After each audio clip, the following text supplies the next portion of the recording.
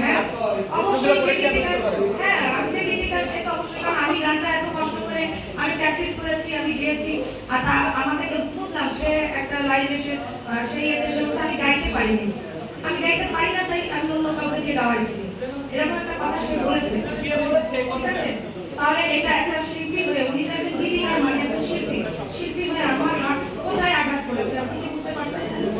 আপনাদেরকে আমি এতটুকু বলবো যে একজন শিল্পী হয়ে শিল্পীকে সবার সামনে এভাবে করে, আমার নাম রুকসার রহমান, উনি কোনো রকম ওইখানে আপনারা খেয়াল করবেন যেখানে ভিডিওটা আছে রুকসার বলে কিন্তু একটা কার্ড আছে, একটা কার্ড আছে, আপনাদেরকে আমি সবাইকে বলছি রুকসার বলার পরে একটা কার্ড আছে, কেন আমার নামটা রুকসার রহমান, উনি কি পারতেন না সুন্দর করে বলতে যে এটা আমাদের উনিটাকে নাম গীতিকার ইথুন বাবু, ঠিক আছে, তো উনি কি পারতেন না যে এখানে একটু সুন্দর করে বলতে যে এই গানটা আমাদেরই তো, আমাদের মেয়ে রুকসার রহমান গেয়েছে, তো উনি চট করে রুকসার বলে মানে সাথে সাথে এখানে জানি না যে ইন্ট্রো দেখলাম আমরা, বাকিটা তো আর দেখিনি, ওখানে কাট হয়েছে, আমার কোনো মানে যত লাইভ হয়েছে উনি নিজের ফেসবুকে পর্যন্ত লাইভ এসে যেগুলো বলে যে উনি চারজনকে উনি সবসময় বলে যে উনি চারজন হচ্ছে ওনার সাথে সবসময় এই কাজের জন্য ওনার সাথে চারজন এক্সপাইটেড,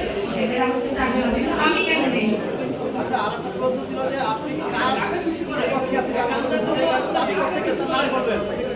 আপনার গানের দাবি আমার গানের মানে আমার গান বলবো না, এটা সর্বপ্রথম আমি স্টেজে গেয়েছি, আমার মুখ থেকে 2022 সালে উচ্চারিত হয়েছে দেশটা তোমার বাপের নাকি গানটি।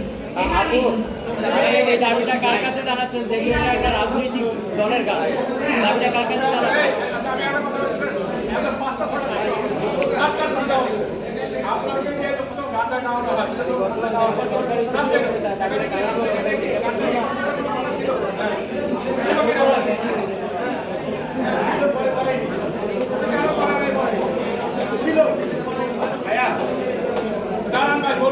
আমার মেইন কথাটাই তো ভাই আপনাদেরকে আমার মনে বোঝানো হয়ে গেছে যে আমি এগ্রিমেন্ট এই কথায় আসে না, আজকে আমি যখন এগ্রিমেন্ট করতে যাই এগ্রিমেন্ট না করলে আমি একটা পাবো শিল্পী হিসাবে নাকি আপনারা জানেন না, আমি তো